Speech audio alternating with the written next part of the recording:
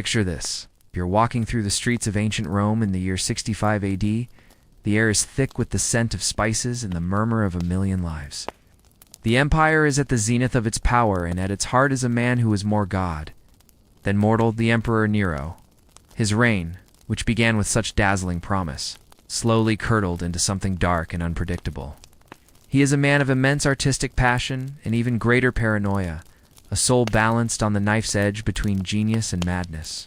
The weight that keeps him tethered, however tenuously to reality, is his all-consuming obsession with one woman. The Empress Poppaea Sabina, Poppaea, was not merely beautiful. She was a force of nature. With her amber hair and intelligent, calculating eyes, she was a master of the political games that defined the imperial court.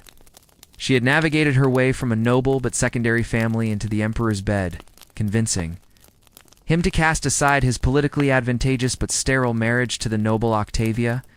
To Nero, Poppaea was not just a wife.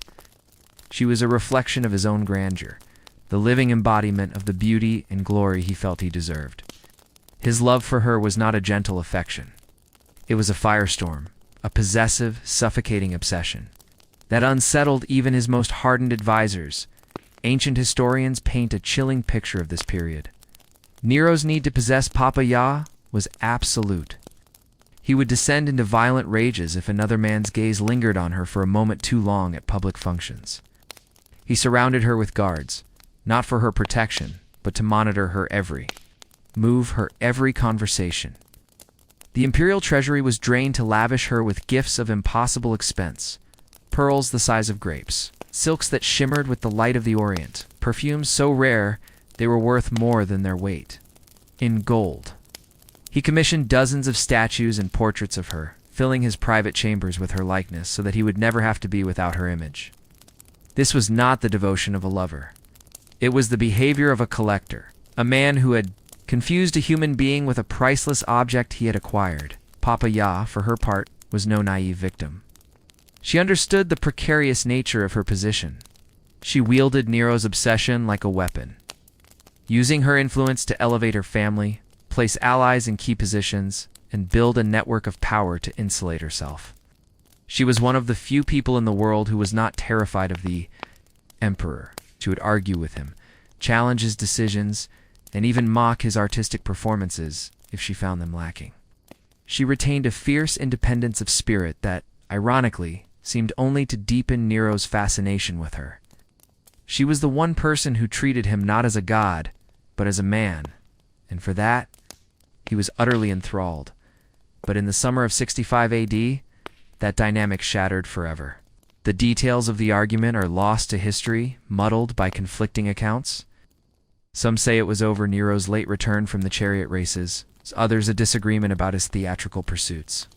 Poppaea was pregnant with their second child, and perhaps the strain of the pregnancy made her less willing to tolerate his increasingly erratic behavior.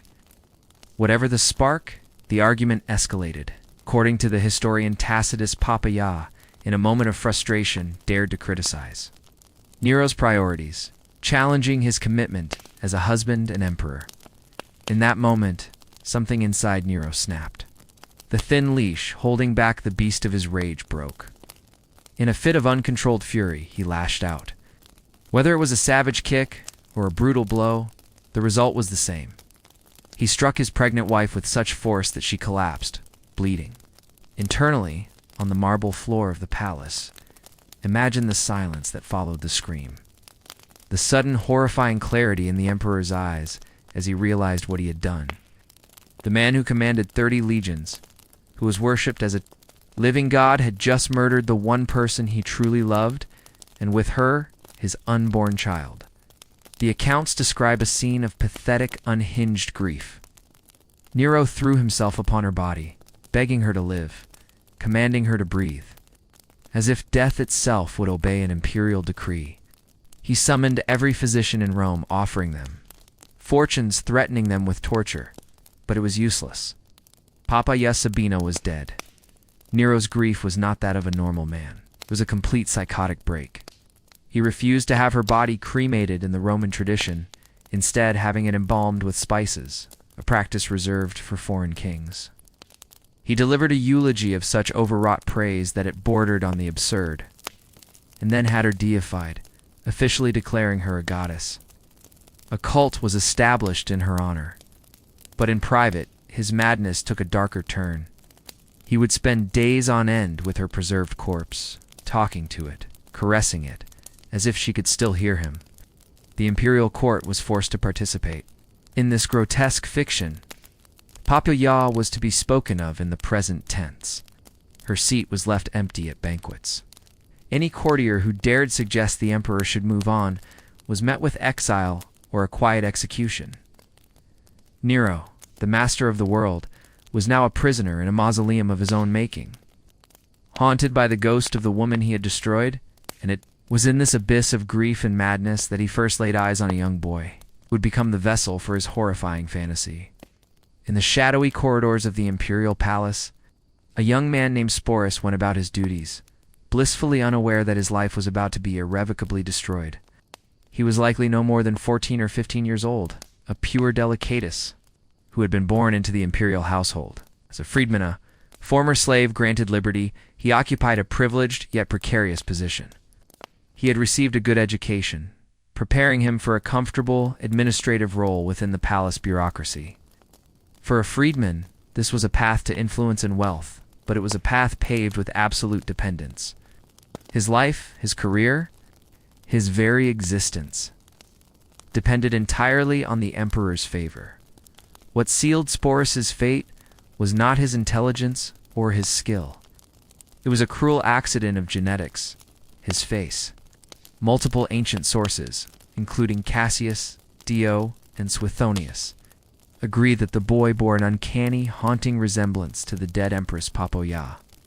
It was in the delicate arch of his eyebrows, the shape of his eyes, the fine structure of his bones.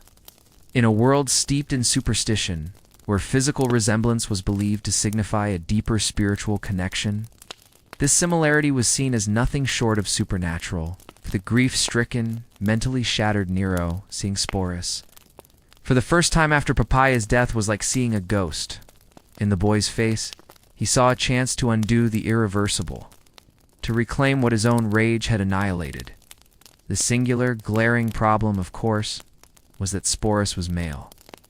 But for an emperor who had convinced himself he was a god, for a man who spent his days in conversation with a corpse, the biological reality of gender was a trivial obstacle.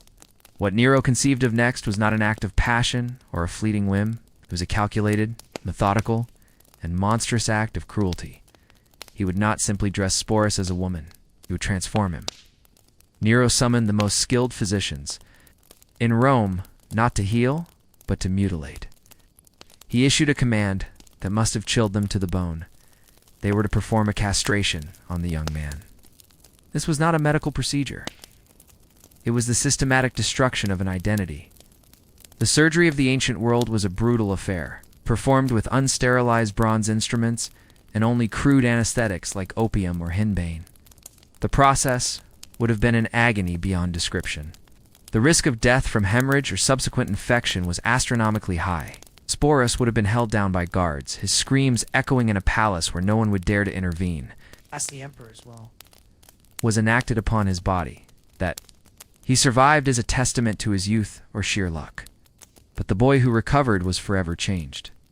He was now a eunuch, a figure viewed with a mixture of pity and contempt in Roman society, forever barred from fathering children or living a normal life. But for Nero, this was only the beginning. Sporus healed.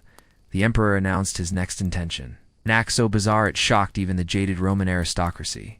He would marry Sporus in a full, public imperial wedding ceremony. The preparations began at once. Sporus was given a new name, Sabina. He was moved into the lavish quarters that had once belonged to the dead empress. An army of servants descended upon him, their task to erase every trace of his masculinity and sculpt him into the perfect effigy of Poppaea. Imperial seamstresses designed an entire wardrobe of gowns and stolas, expertly crafted to flatter his modified physique and conceal any remaining masculine traits. Master jewelers created new ornaments, many incorporating gems that had once belonged to Poppaea herself. tangible shackles binding him to the ghost he was forced to embody day after day. He was subjected to lessons in a new existence. Makeup artists taught him how to apply kohl to make his eyes appear larger, how to use rouge for a feminine blush, how to use lead-based powders to soften the angles of his face. Hairdressers worked for hours, curling and arranging his hair into the complex styles favored by aristocratic women, using heated tongs and intricate pins. But the most psychologically damaging part was the behavioral conditioning. Tutors were assigned to teach him how to walk with a delicate gait, how to sit, stand, and gesture in an appropriately ladylike manner. Voice coaches worked with him, relentlessly, training him to speak in a higher pitch, to adopt the mannerisms and intonations of a woman. Imagine the unending torture of this process. Every morning, Sporus would look into a mirror and see a stranger staring back, a painted doll wearing his face. Every lesson was a reminder that his true self was being systematically buried. The wedding was set for the spring of 67 AD. It was a spectacle of grotesque magnificence. The palace hall was filled with thousands of lamps and imported flowers. Musicians played traditional wedding hymns. Nero, dressed as the groom, stood beside Sporus, who was veiled and adorned as the bride. The ceremony followed all the traditional Roman rituals: the joining of hands, the exchange of vows, the signing of the marriage contract. The assembled guests, senators and nobles, played their parts, offering congratulations and lavish gifts, their faces masks of polite joy that barely concealed their horror. They were witnessing the ultimate expression of absolute power, an emperor so mighty he could not only defy tradition and morality, but reality itself.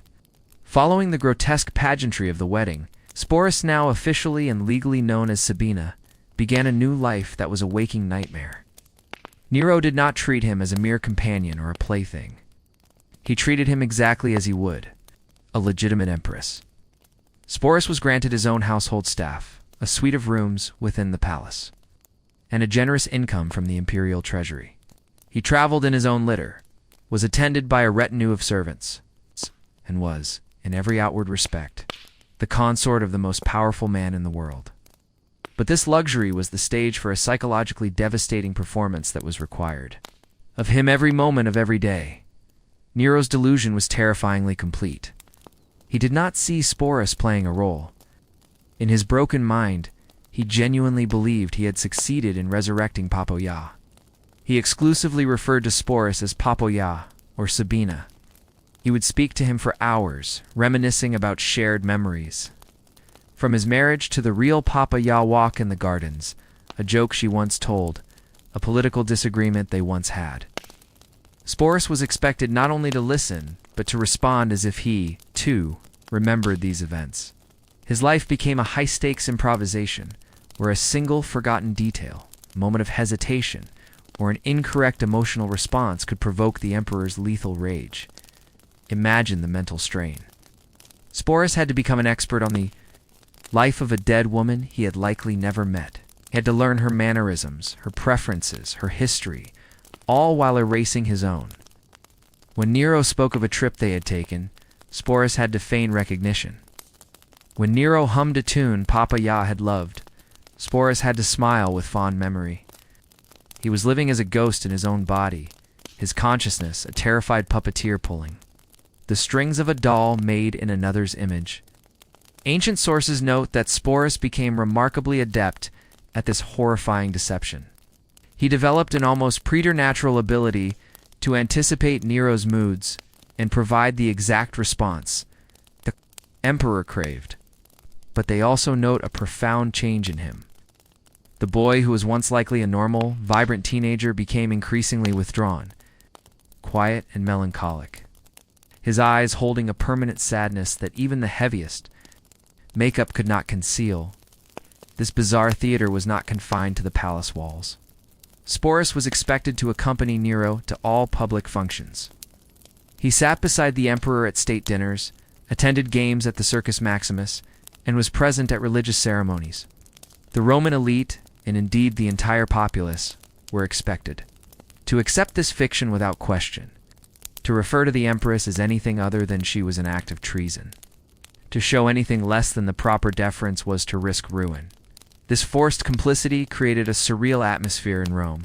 Citywide performance where everyone pretended the emperor's surgically altered boy bride was a woman. The ordeal reached its apex when Nero, indulging his artistic fantasies, decided to embark on a grand tour of Greece in 67-68 AD. He was eager to compete in the great Greek festivals, the Olympic, Pythian, and Isthmian Games where he believed his talents as a poet, singer, and charioteer would be properly appreciated. Naturally, his empress accompanied him. Sporus was paraded across Greece, displayed two foreign dignitaries, and bewildered crowds as the consort of the Roman emperor. Imagine the Greek aristocrats, heirs to a culture of logic and philosophy. Trying to make sense of this spectacle, their conqueror, a man of immense power, traveling with a teenage boy dressed in the imperial purple of an empress, demanding that everyone participate in his delusion for over 2 years. Sporus lived this existence, a prisoner of Nero's grief and a symbol of his madness. Every morning, he awoke in rooms decorated to honor a dead woman. Every mirror showed him a face that was his, yet not his own. Every conversation was a lie, a tightrope walk over an abyss of imperial rage. He had no friends, no confidants, no one to whom he could speak his true thoughts. He was utterly alone, the loneliest person in an empire of 60 million, trapped inside the mind of a madman. Its original identity, the boy named Sporus, was buried so deep beneath the layers of performance and conditioning that it is a wonder any part of him survived at all. By 68 AD, the foundations of Nero's power, already weakened by his extravagance and neglect of governance, began to crumble. The sheer absurdity of his reign, epitomized by his tour of Greece and his marriage to Sporus, had pushed the Roman establishment to its breaking point. Rebellions, led by powerful governors like Vindex in Gaul and Galba in Spain, erupted across the empire. The legions, once the bedrock of imperial authority, began to waver in their loyalty. In Rome, the Praetorian Guard, the emperor's own bodyguards, turned against him. The Senate, emboldened by the military revolts, finally found its courage and declared Nero an enemy of the state. The emperor's world collapsed with breathtaking speed. When he finally fled Rome in a panic, a fugitive in his own empire, he took only a handful of loyal freedmen with him. Among them was Sporus. Even as his world burned down, Nero could not bear to be parted from the living effigy of his dead wife. They took refuge in a villa outside the city, where Nero vacillated between grandiose plans for escape and theatrical preparations for suicide. He would weep, compose his own funeral dirge, and then curse his cowardice. When word came that horsemen were closing in to capture him, Nero finally chose death. But even in his final moments, his obsession remained. His last pathetic words were reportedly, "Qualis artifex, perio." And what? An artist dies in me. His suicide, however, left Sporus in an impossibly vulnerable position. As one of the most visible and infamous symbols of Nero's depravity, he was both a valuable prize and a dangerous liability for whoever seized power next. What followed was perhaps the most tragic chapter of Sporus's life. He was no longer the plaything of one madman, but a political pawn to be passed between a succession of ambitious and brutal men. He was first claimed by Nymphidius Sabinus, the prefect of the Praetorian Guard, who also attempted to marry him. After Nymphidius was killed, Sporus fell into the hands of Otho, one of the short-lived emperors during the chaotic year of the four emperors. Otho, who had once been married to the real Poppaea, also kept Sporus with him, continuing the grotesque charade. When Otho fell, Sporus was passed to the next emperor, the gluttonous and cruel Vitellius. It was under Vitellius that Sporus's nightmare was set to reach its ultimate public conclusion. Vitellius, seeking to entertain the Roman mob and mock his predecessors, planned to use Sporus in a public spectacle. He intended to force Sporus to play the lead role in a gladiatorial reenactment of the myth of Persephone's abduction and violation by Hades. For Sporus, who had endured years of private humiliation, this represented the final, unbearable degradation. to be publicly shamed and symbolically assaulted in the Colosseum for the amusement of thousands. Faced with this final horror, Sporus made the only choice that was truly his own. Sometime in 69 AD, before Vitellius's cruel plans could be realized, he took his own life. He was likely no more than 20 years old.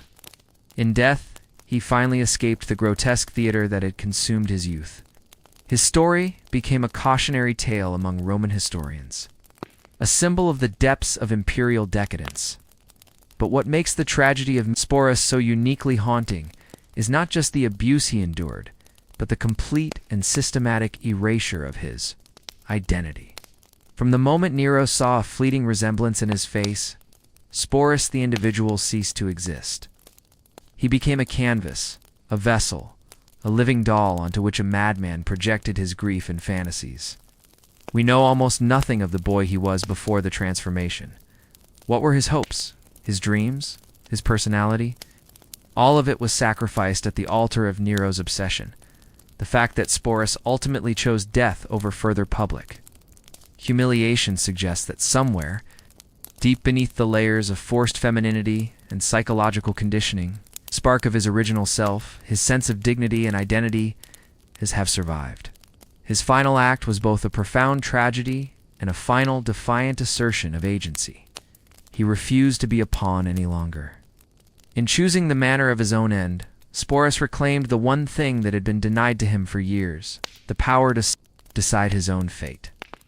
His story is a stark reminder that behind the grand narratives of history, behind the marble facades of empires, there are individual human lives whose stories of suffering, resilience, and quiet defiance deserve to be remembered.